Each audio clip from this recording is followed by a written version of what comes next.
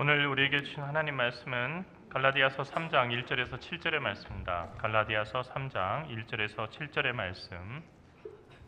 이 말씀을 저와 여러분이 한 절씩 교독하고 마지막 절은 함께 읽도록 하겠습니다. 3장 1절에서 7절의 말씀입니다.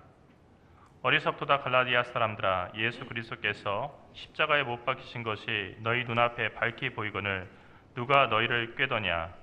내가 너희에게서 다만 이것을 알려하노니 너희가 성령을 받은 것이 율법의 행위로냐 혹은 듣고 믿음으로냐. 너희가 이같이 어리석으냐? 성령으로 시작하였다가 이제는 육체로 마치겠느냐? 너희가 이같이 많은 괴로움을 헛되이 받았느냐? 과연 되느냐? 너희에게 성령을 주시고 너희 가운데서 능력을 행하시는 이의 일이 율법의 행위에서냐 혹은 듣고 믿음에서냐?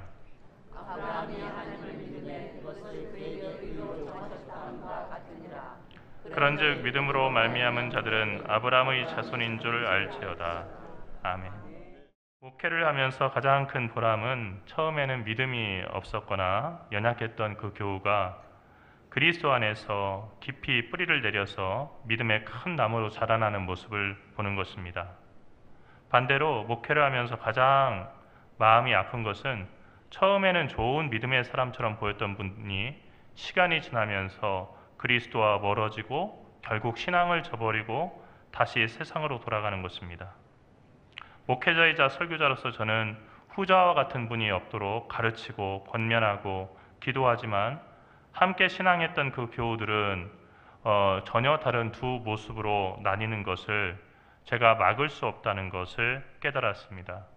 이것은 저의 무능함의 원인이 아니라 바로 하나님께서 우리를 부르심을 섭리라고 하는 그 틀 안에서 이해하면 그렇다는 것입니다. 똑같은 그 밭에서 밀과 가라지가 자랍니다. 처음에는 가라지도 밀도 비슷해 보이는데 시간이 지나게 되면은 밀은 그 알곡이 맺혀서 그 머리가 무거워지기 때문에 머리를 숙이게 되고, 그리고 그 가라지는 전혀 다르게 전혀 그 알곡이 없고 가볍기 때문에 꼿꼿하게 머리를 드는 것을 보게 됩니다. 처음에는 비슷했지만 나중에는 전혀 다른 모습으로 가는 것이지요. 결국 사람이 예수 그리스도를 믿고 거듭나서 하나님의 백성이 되고 구원받는 것은 당연한 일이 아니라 하나님의 열심히 이루시는 기적이고, 그리고 하나님의 큰 선물입니다. 옛날 중국에 용흥사라고 하는 절에 진존숙이라고 하는 고승이 있었습니다. 진존숙은 부처님께 기도를 올리고 나면 반드시 지푸라기로 집신을 삼았습니다. 그리고 집신을 한 컬레씩 짝을 맞춰서 산길의 나뭇가지에다가 매달아 뒀습니다. 누구라도 가지고 갈 수 있도록 그렇게 한 것입니다. 한 번은 지나가던 사람이 궁금해서 물었습니다. 스님, 왜 집신을 만들어서 이렇게 수고롭게 만들어서 나무에다 매달아 놓으시지요? 그랬더니 진존숙이 대답했습니다. 먼 길을 가다 보면 집신이 낡아서 발이 불편한 사람들이 많을 겁니다. 그 사람들이 돈이 있어서 어디서 집신을 다 살 수 있는 것도 아니고 산에서 신발이 그렇게 되면은 정말로 난처할 텐데 편하게 신으라고 하는 뜻이죠. 그런데 어느 날 이 용흥사에 낯선 스님 한 분이 찾아왔습니다. 진존숙은 그 스님과 선문답을 하게 됐습니다. 선문답이라고 하는 것은 선불교에서 깨달음을 추구하는 선승들끼리 나누는 그런 대화입니다. 진존숙이 첫 마디를 건네자마자 그 낯선 스님은 다짜고짜 소리를 질렀습니다. 진존숙은 속으로 이 스님의 도가 깊은가 보다 그런 생각을 했습니다. 그러면서 다시 두 번째 말을 건넸더니 또다시 버럭 더 큰 목소리로 역정을 냈습니다. 진존숙이 그 스님에게 말했습니다. 겉보기에는 용의 머리를 닮아 보이지만 실제로는 뱀의 꼬리일지 모르겠습니다. 그러자 그 낯선 손님은 더 크게 소리를 질렀습니다. 이것을 본 진존숙은 당신은 지금 으악으악 소리를 지르면서 허세를 부리는데 계속 그러다가 이후의 질문에 대해서는 어떻게 감당하려고 하십니까? 하고 꾸짖었습니다. 그때서야 이 낯선 스님이 얼굴을 붉히면서 슬그머니 자리를 피했습니다. 그 모습을 지켜보던 사람들이 한 이야기가 사자성어로 지금까지 남아있는데 그것이 바로 용두삼위입니다. 이것이 송나라 때 불교서적 벽암록에 나오는 이야기입니다. 용두삼위라고 하는 것은 참 안타깝고 실망스러운 일이죠. 우리는 사두용미, 처음에는 그 시작이 미미했지만 끝은 창대한 삶을 살아야 되지 용두삼위가 돼서는 안 되겠습니다. 더 나아가서 괄목상대하거나 점입가경인 삶을 살려고 꿈을 꾸고 하나님께 도움을 청하며 날마다 진보를 보이려고 애써야겠습니다. 사도 바울은 제자이자 믿음의 아들인 디모데에게 성경을 읽는 것과 권하는 일, 가르치는 것에 전력하고 전념하여 너의 진보를 모든 사람에게 나타나게 하라라고 당부했습니다. 다른 일을 하지 말고 성경 읽고 그리고 권하는 설교하고 그리고 가르치는 일에 이 세 가지 일에 전념해서 그 진보를 갖다가 다른 모든 교우들에게 나타내 보이라는 것이었습니다. 사도 바울은 믿음의 진보를 목회자인 바울 자신이나 디모데뿐만 아니라 그리스도를 본받아서 그 표대를 향해서 다른 박수를 치는 모든 그리스도인의 사명으로 보았습니다. 그런데 오늘 말씀에 나오는 갈라디아 교회는 사도 바울의 이런 기대와는 달리 용두삼위의 그리스도인들이 많았습니다. 갈라디아 교회는 바울이 복음을 전해서 세운 이방인 교회였습니다. 우리 한국에도 언더우드라고 하는 미국의 선교사가 세운 그 교회들이 있습니다. 우리 교단의 광명교회가 경기도에 있는 광명교회가 그런 교회들인데 사실 우리 교단에도 그 교회들이 있었고 통합측 교단에도 그 교회들이 있었는데 안타깝게도 우리 교단에 들어온 교회들은 다 이렇게 크지를 못하고 폐교회되든지 아니면 그 교회가 유지되지 못한 채 그냥 약한 미자립 교회가 된 경우가 많이 있습니다. 어쨌든 언더우드 선교사가 세운 그 교회들은 나름대로 우리나라의 정말 그 유명한 미국 선교사인 언더우드 목사님이 직접 세운 교회이고 그 교회를 계승하고 있다는 자부심이 있습니다. 그런데 갈라디아 교회가 바로 이런 자부심이 있는 교회였습니다. 사도 바울이 개척을 했고 사도 바울이 세웠기 때문에 많은 사람들이 사도 바울의 이름이 널리 알려진 것을 자랑스럽게 생각했습니다. 그런데 갈라디아 교회 안에 한 가지 문제가 있었습니다. 그것은 그리스도인다운 삶에 대한 오해였습니다. 무엇이 그리스도인다운 삶인가를 그들이 잘 알지 못한 것입니다. 그것은 예수를 믿더라도 율법을 지킬 때만 구원을 받을 수 있다라고 하는 잘못된 가르침에서 비롯된 오해였습니다. 그러니까 예수 믿는 것만으로는 소용이 없고 율법을 철저하게 지키고 할례도 받고 그리고 모세의 그 율법에 나오는 모든 그 가르침을 지켜야만이 구원이 완전해진다고 하는 가르침이었습니다. 바울은 갈라디아 교회에 이런 거짓된 가르침이 퍼지고 있는 것을 소문으로 듣고 화를 내었습니다. 아마도 바울이 가장 크게 화를 내면서 쓴 편지가 갈라디아서였던 것 같습니다. 바울이 대부분의 서신은 다른 사람들에게 대피를 시켰습니다. 그러니까 입으로 부르고 다른 사람이 그것을 받아 적게 했다는 겁니다. 하지만 이 갈라디아서를 쓰면서 사도 바울은 직접 자기 손으로 글자를 크게 써서 이 편지를 보냈다는 것을 강조했습니다. 갈라디아 교인들은 예수를 믿음으로써 의롭게 된다고 하는 이신칭의의 복음을 철저하게 지키는 열심과 맞바꿨습니다. 율법을 철저하게 지키면 예수 그리스도를 반쯤 의지해도 구원을 받을 수 있다. 아니, 예수 그리스도 의지하는 것만으로는 구원받을 수 없고 율법을 철저하게 지켜야만이 구원이 완성된다라고 믿은 것입니다. 즉 사람이 구원받는 것은 예수 때문이 아니라 율법을 철저히 지키는 열심을 통해서라고 믿은 것입니다. 바울은 복음을 인간의 종교적인 열심과 바꾸는 것이 죄악에 발을 담그는 것보다 훨씬 더 위험하다고 봤습니다. 갈라디아 교회 안에 널리 퍼져 있는 율법주의자들은 구원의 길을 더 열심이라고 하는 말로 요약했습니다. 지금보다 더 열심히, 죽을 때까지 열심히, 정말로 열심히 하다 보면 네가 구원받을 수 있다라고 그렇게 가르쳤습니다. 바울은 이런 갈라디아 교인들의 맹신을 답답해하면서 여러분, 복음은 그것이 아닙니다. 제가 이미 여러분에게 여러 차례 말씀드렸지 않습니까? 설교 때 제가 말씀드린 내용을 다 잊어버렸단 말입니까? 제가 편지로 여러분에게 여러 차례 가르쳐 드렸는데 그것을 다 잃어버렸단 말입니까? 제발 복음으로 돌아오십시오. 왜 복음을 이렇게 변질시킵니까? 누가 여러분을 이렇게 가르쳤단 말입니까? 라고 호소한 것입니다. 그것이 우리가 읽고 있는 갈라디아서입니다. 바울은 갈라디아 교인들이 복음이 주는 진리와 자유 안에서 살기를 바랬습니다. 믿음과 구원은 인간의 노력이 아니라 전적으로 하나님의 선물이고 사람은 율법의 행위로서 결코 의로워질 수가 없고 오직 하나님께서 예수 그리스도의 십자가를 통해서 우리의 죄를 대속해 주시고 우리를 받아들여주셨으며 우리를 의롭게 하셨다고 하는 것을 믿음으로써만 의롭게 된다는 사실을 알리고자 했습니다. 그런데 이 모든 오해의 원인은 무엇입니까?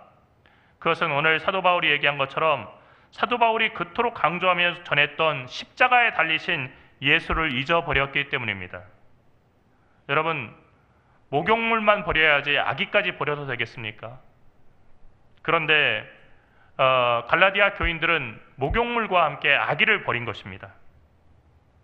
그들에게는 예수 믿는 사람들의 겉모양은 있었지만은 그러나 속은 옛사람 그대로였고 율법을 철저하게 따르는 유대인이었을 뿐 그들은 결코 이방인 그리스도인이 아니었습니다. 원래 유대인도 아니면서 유대인을 따라서 율법을 따르려고 했었기 때문에 이것도 저것도 아닌 애매한 모습이 되어버렸다는 것입니다. 예수 그리스도께서 십자가에 달리신 것은 우리의 죄를 사하기 위해서였습니다. 그것이 사도 바울이 전한 복음이고 오늘 우리가 들어야 될 복음입니다. 그리스도께서 십자가에서 죽지 않으셨다고 한다면 우리의 속죄도 구원도 없을 것입니다. 그리스도의 십자가는 하나님께서 우리를 완전히 받아들여 주셨고 우리를 의롭다고 하셨으며 우리를 하나님의 자녀로 삼아 주셨다고 하는 가장 확실한 표징입니다. 십자가를 바라보며 그리고 오로지 주님께 자기의 모든 것을 맡기는 사람은 그 십자가에서 이루신 주님의 구원의 역사 그리고 놀라운 속죄의 역사 때문에 그 사람이 어떠하든지 간에 구원받은 강도처럼 구원받는다는 것이 십자가 복음의 메시지입니다. 사도 바울은 갈라디아 교인들에게 예수 그리스도께서 십자가에 못 박히신 것이 너희 눈앞에 밝히 보이거늘 누가 너희를 꾀더냐라고 물었습니다. 예수 그리스도께서 십자가에 못 박히신 것을 보고 알고 있으면서 율법의 행위로 구원받는다고 하는 말도 안 되는 속임수에 넘어가느냐 하는 그런 얘기입니다. 또한 갈라디아 교인들이 성령 받은 것이 율법의 행위로인지 아니면 복음의 말씀을 듣고 믿음으로인지 물었습니다. 여러분, 우리는 그 답을 알고 있습니다.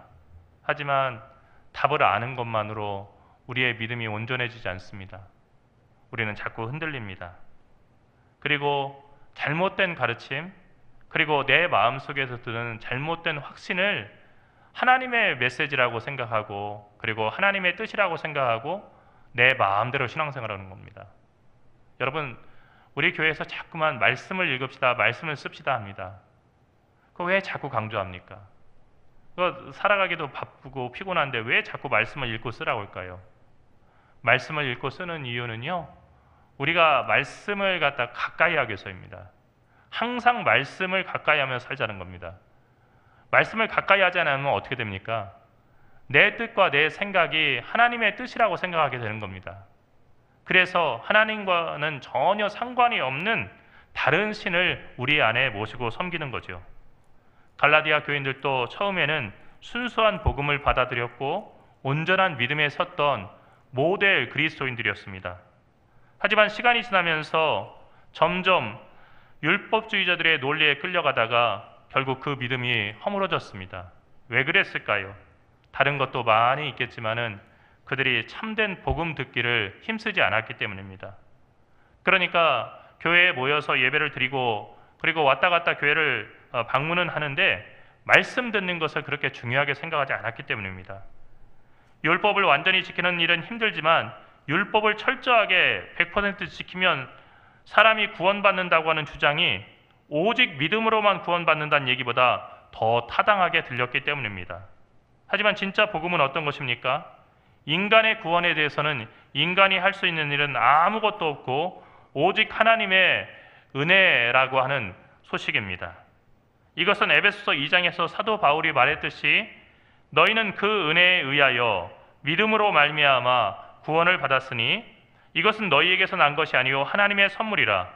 행위에서 난 것이 아니니 이는 누구든지 자랑하지 못하게 함이라고 하는 사도 바울의 말씀 가운데서 가장 핵심되고 우리가 잊어서는 안 되는 그 말씀과 같습니다. 여기에 보면 너희는 믿음으로 말미암아 구원을 받았으니인데 그 앞에 그 은혜에 의하여 믿음으로 말미암아 구원을 받았다고 하는 그 은혜에 의하여라고 하는 말이 있습니다. 하나님의 은혜가 먼저라는 겁니다. 그 다음에 하나님의 은혜의 결과로서 우리에게 믿음이 온 것이고 그 믿음으로 인해서 구원을 받았기 때문에 우리가 힘을 내서 결단을 내서 의지를 가지고 믿음을 만들어서 구원받은 것처럼 생각하지 말라는 것입니다.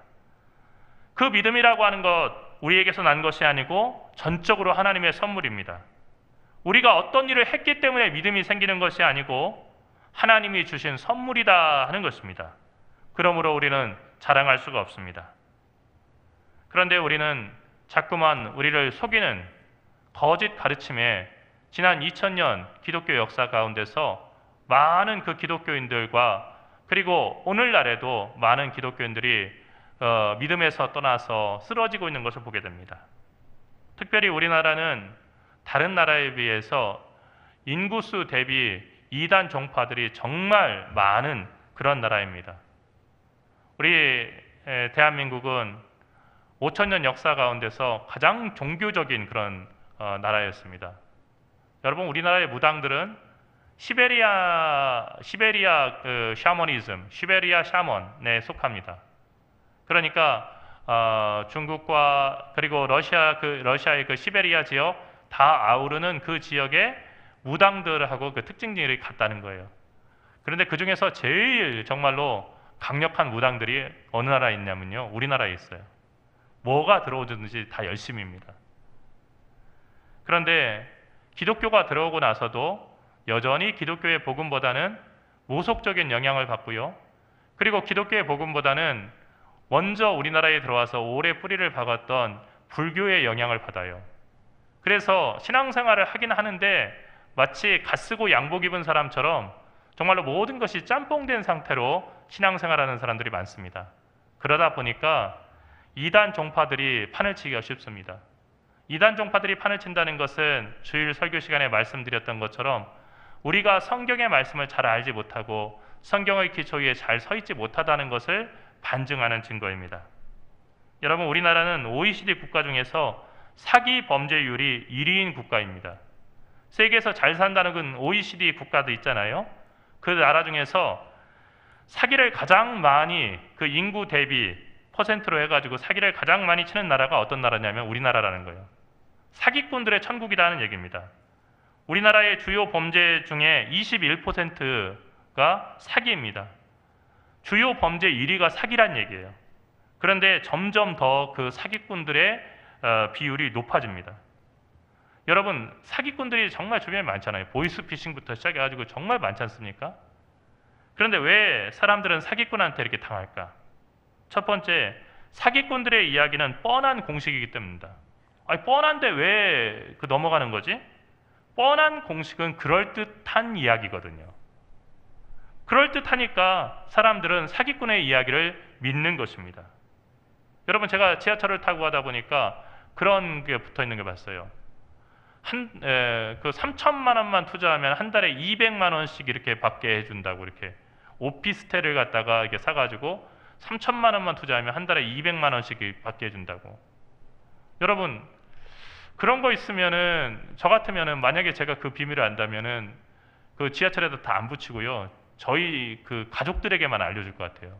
쉬쉬하면서 친척들에게 아니면 저희 형제들에게 알려주고 안 알려줄 것 같아요. 그러다 왜 광고를 붙였을까요? 미끼를 무는 사람을 기다리기 위해서인 거죠. 여러분, 사람들은 이 사기꾼이 사기꾼인 것을 잘 깨닫지 못해요. 왜냐하면 사기꾼들은 자신들이 합법적인 사업체인 것처럼 그렇게 행세를 하거나 우리에게 널리 알려진 브랜드 이름을 사칭하기도 하고, 그렇기 때문에 우리가 무작정 그 사람의 말을 믿기 때문에 당연히 성공률이 높습니다. 두 번째, 왜 우리가 사기꾼들에게 잘 넘어가냐?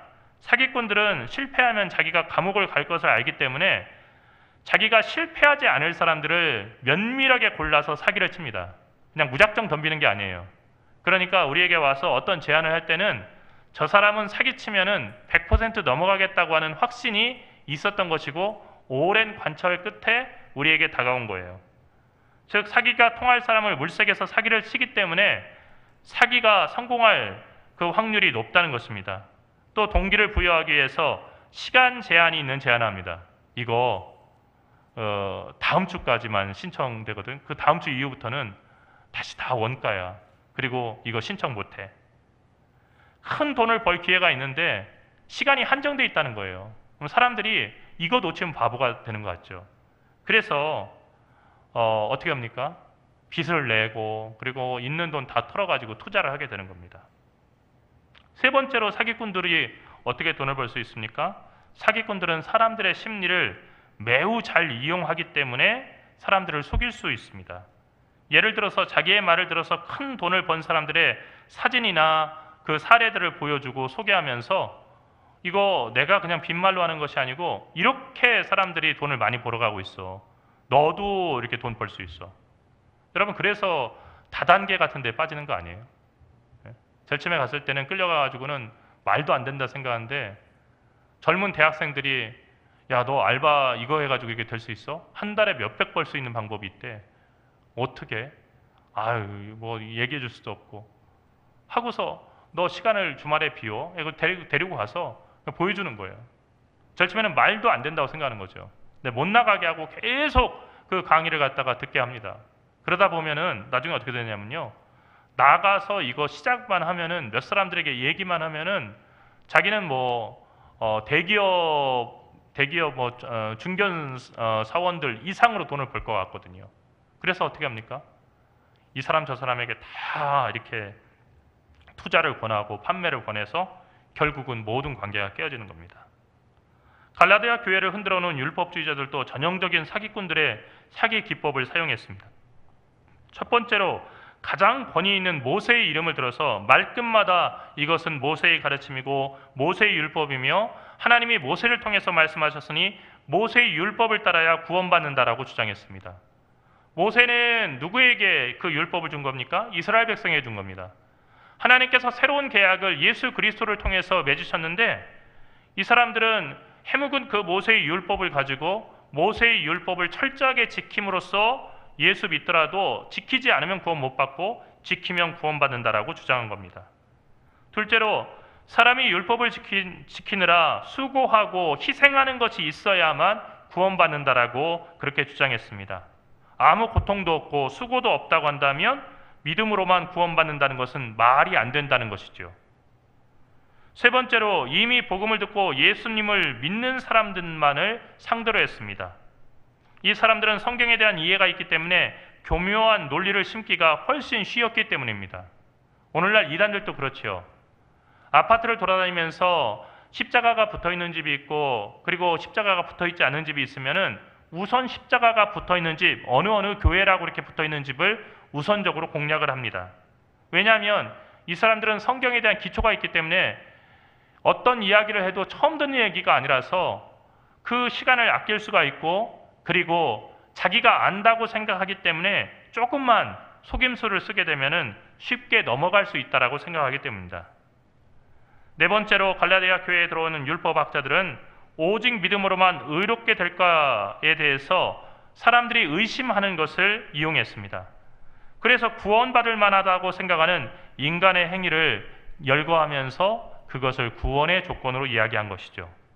세상에 공짜가 어디 있냐고 물은 것입니다. 공짜는 없다. 그러니까 이 정도로 귀한 구원을 받으려고 하면 거기에 대한 대가를 지불해야 할 거 아닌가 하고 얘기한 것입니다.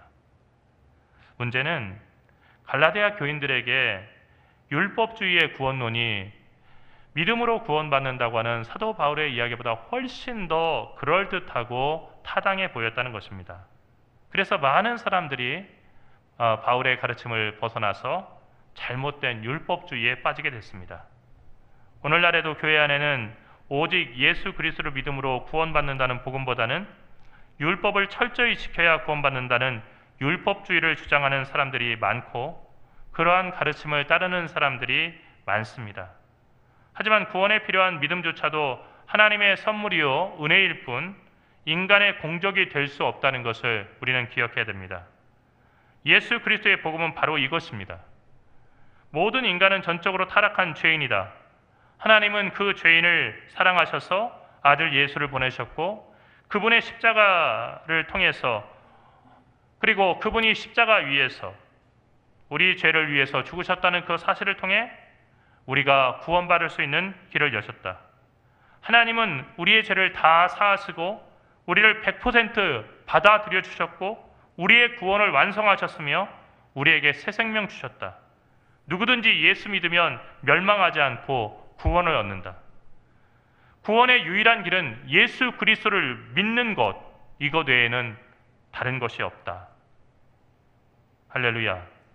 사랑하는 성도 여러분, 사도 바울이 그리고 많은 사도들이 애타게 그리고 기독교 2000년의 역사 동안 수많은 설교가들이 일관되게 선포했던 복음의 메시지는 이것입니다. 여러분, 이것이 복잡합니까? 너무 쉽습니다. 그런데 율법학자들은 얘기합니다. 율법주의자들은 얘기하죠. 사람이 구원받는 일이 그렇게 쉬운 일 같으면 누가 구원을 못 받겠느냐. 그래서 나름대로 그럴듯한 어렵고 험한 구원의 길을 만들고 인간이 수고한 만큼 투자한 만큼 구원받을 가능성이 높아지는 그런 구원의 길을 제시합니다. 하지만 이것은 그럴듯하지만 진리가 아닙니다. 그래서 이런 가르침을 전하는 사람들을 사입이라고 합니다. 여러분, 사입이라고 하는 말이 어떤 말입니까? 사입이라고 하는 것은 세 글자의 한자로 된 말인데 닮을사, 어조사, 이, 안일비입니다. 진리와 비슷하게 보이지만 진리가 아닌 것이 사입입니다. 진리와 비슷하게 보인다는 거예요. 마치 우리가 산의 버섯을 잘 모르는 사람이 독버섯과 먹을 수 있는 식용버섯을 잘 구별하지 못하는 것처럼 겉으로 볼 때는 독버섯일수록 더 화려하죠. 그리고 더 예쁩니다. 그래서 사람들이 볼 때 예쁜 순서대로 딴다면 독버섯이 확실하거든요. 그런데 그것만 가지고 알 수 없어요. 독버섯은 쥐면 다 부서집니다. 뭐 이런 것도 있는데 실제로 그렇게 부서지는 버섯 중에서 먹을 수 있는 버섯도 있어요. 그러니까 이것만으로도 또 안 되는 거예요. 어쨌든 독버섯과 버섯은 너무 확실한 거예요. 그래서 제가 산에 이렇게 오랫동안 다니고 그리고 산약초와 버섯을 따는 집사님이 계셨었는데 그분에게 들은 얘기인데요. 어떻게 구분합니까? 하고 얘기했더니 목사님, 어지간하면 돈 주고 사 드십시오. 그리고 제가 드리는 것만 드십시오. 왜냐하면 목사님이 그거 이렇게 익숙하게 무슨 책에서 보고 그리고 인터넷에서 보고 따려고 하면은 독버섯을 고를 가능성이 상당히 높습니다. 그러니까 그냥 제가 드리는 거 드시고 그리고 더 사야겠으면 그냥 사서 드십시오. 여러분, 왜 초대교회 때부터 많은 사람들이 사이비와 이단에 빠졌을까요? 그분들에게도 성경이 있었고 그분들은 우리가 전에 듣고 있는 사도 바울의 설교, 베드로의 설교를 직접 들었고 예수님을 곁에서 보기도 했고 한데 그분들이 왜 사이비와 이단에 빠졌을까요? 그것은 그 사이비와 이단들의 가르침이 그럴듯하기 때문입니다. 하지만 그럴듯하다고 해서 진리나 복음은 아닙니다. 진리나 복음은 사실 말이 안 되는 얘기입니다. 넌센스입니다. 과연 이렇게 해서 우리가 구원받을 수 있을까 하는 많은 의심과 그리고 질문을 야기하는 얘기입니다. 하나님이 우리가 한 일 아무것도 없이 우리가 멸망받아 당연한 죄인인데 우리를 구원하시고 우리를 사랑하시며 우리에게 하늘의 유업을 받을 수 있는 하나님 자녀 되게 하셨다는 얘기가 어떻게 논리적으로 타당한 얘기입니까? 우리의 주홍빛 같은 죄를 하나님께서 우리도 알지 못하는 사이에 예수 그리스도를 통해서 흰눈처럼 변하게 하셨다는 이야기가 어떻게 믿을 만한 이야기입니까? 우리의 수고가 아니라 하나님의 은혜로 된 놀라운 구원에 관한 이야기, 이 이야기를 어떻게 우리가 받아들일 수 있습니까? 그런데 말 안 되는 복음이 우리에게 생명을 줍니다. 말이 되는 이야기를 따라가다 보면 성령으로 시작하였다가 육체로 마치게 되지만 말이 안 되는 주님의 말씀, 그리고 성경의 말씀을 따라서 가다 보면 처음에는 말이 안 되는 얘기겠지만 그 말씀이 정말 참으로 믿어지고 우리에게 용두사미의 인생이 아니라 사두용미의 인생, 발목상대한 구원받은 백성의 인생을 살아갈 수 있도록 인도하는 것입니다. 여러분, 바른 복음을 듣고 또 그 복음을 의지하며 성령의 인도하심을 따라서 성령으로 시작했다가 성령으로 마치는 복 있는 주님의 백성들이 되기를 간절히 축원합니다. 기도하겠습니다. 살아계신 하나님, 은혜와 사랑을 감사합니다. 사도 바울이 복음을 전하던 때나 지금이나 갈라디아 교회나 오늘 2025년에 이 세계의 여러 교회들이나 잘못된 가르침으로 믿는 자를 그 구원의 대열에서 떨어지게 하고 또 영원한 지옥으로 집어넣기 위해서 악한 영들이 정말로 날마다 애쓰며 악한 열심으로 최선을 다해서 우는 사자와 같이 덤벼들고 있는 것을 우리가 봅니다. 주님, 이 시대 어느 시대보다도 영적으로 혼탁하고 위태로운 때 우리가 말씀의 터전을 두고 오직 하나님의 말씀만을 따라서 우리 순례의 길을 걸어갈 수 있게 인도하여 주시옵시고, 그럴듯한 이야기에 빠져서 우리가 주님을 떠나 멀리 멸망의 길로 들어서지 아니하도록 저희를 불쌍히 여겨주시며 날마다 성령으로 인도하여 주시옵소서. 우리의 길과 진리가 되시는 우리 주 예수 그리스도의 이름으로 간절히 기도리옵나이다. 아멘.